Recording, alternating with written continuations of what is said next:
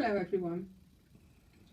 Tony, Carrie and I have come to the conclusion that because we're sending out a lot of material on Sundays, there'll be no more thoughts on Sundays, as from today.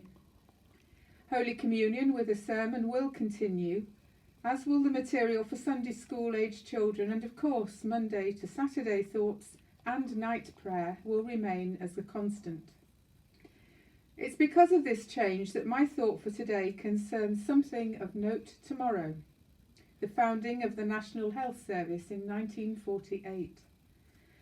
I'm confident that we all know something of the background to its establishment as the first universal healthcare system anywhere in the world.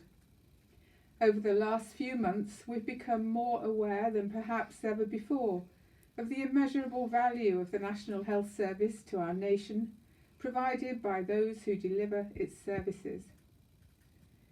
For today, though, I've been thinking about one group of people called to care specifically for the spiritual well-being of patients, the hospital chaplains. Hospitals originally grew out of hospices, which were at that time places where travellers could find hospitality, Christian love, and medical care on their journey.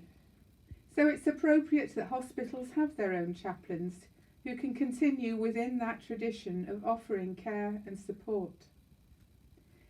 The word chaplain comes from the story of Saint Martin of Tours in France, a young Roman soldier who, it is said, came across a beggar in the pouring rain. The man had no cloak. Martin recognised that if he gave his cloak to the beggar, the problem wouldn't go away, it would just have shifted to him. He took his sword and ripped his cloak in half and shared it with the beggar. In a subsequent dream, he had a vision of Christ wearing the other half of his cloak, and he sought baptism, and to cut a very long story short, eventually became Bishop of Tours. The word chaplain comes from the Latin word capella, the cloak worn by a priest. This eventually became chapel, referring to those places where Martin's half of the cloak was shown as a holy relic, and chaplain became the term for a priest who ministered somewhere other than a church. Today, hospital chaplaincy reflects the diverse range of belief systems in our nation. Back in 1948, such was the link between the state and the Church of England that these were initially all Anglican ministers. Today there are chaplains of all faiths and denominations, often working in generic teams, as it became evident that many patients from diverse traditions are happy to be visited by any chaplain on the team who could provide pastoral care of mind and spirit. Hospitals are places where the issues of life and death are a constant, and the needs of patients and relatives and the staff are intense and wide-ranging. The need to feel cared for with compassion and understanding of their circumstances is vital.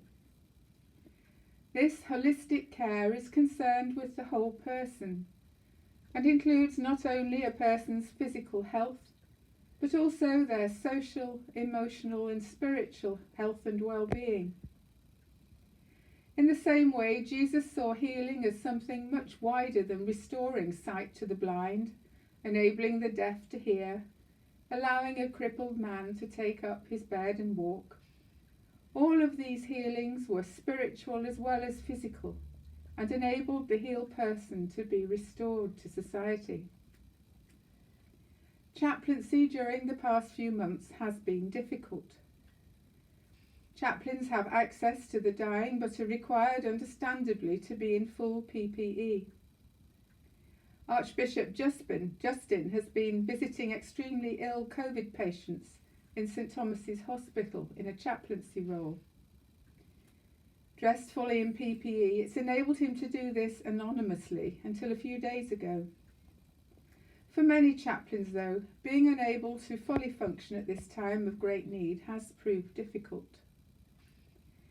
I was looking to find a prayer specifically for the support of hospital chaplains. Perhaps unsurprisingly, given their calling, most resources are for chaplains to use themselves with those they minister to. However, one source offered this as a prayer for chaplains to use for themselves as they start each day. It speaks so much of the experience of all of us, especially when our future path is still far from clear. This is a prayer of Thomas Merton. My Lord God, I have no idea where I'm going. I do not see the road ahead of me. I cannot know for certain where it will end. Nor do I really know myself, and the fact that I think I'm following your will doesn't mean that I am actually doing so. But I believe that the desire to please you does in fact please you. And I hope that I have that desire in all that I am doing. I hope that I will never do anything apart from that desire. And I know that if I do this, you will lead me by the right road, although I may know nothing about it. Therefore I will trust you always, though I may seem to be lost and in the shadow of death. I will not fear, for you are ever with me, and you will never leave me to face my perils alone. Until the next time, know that God is with you.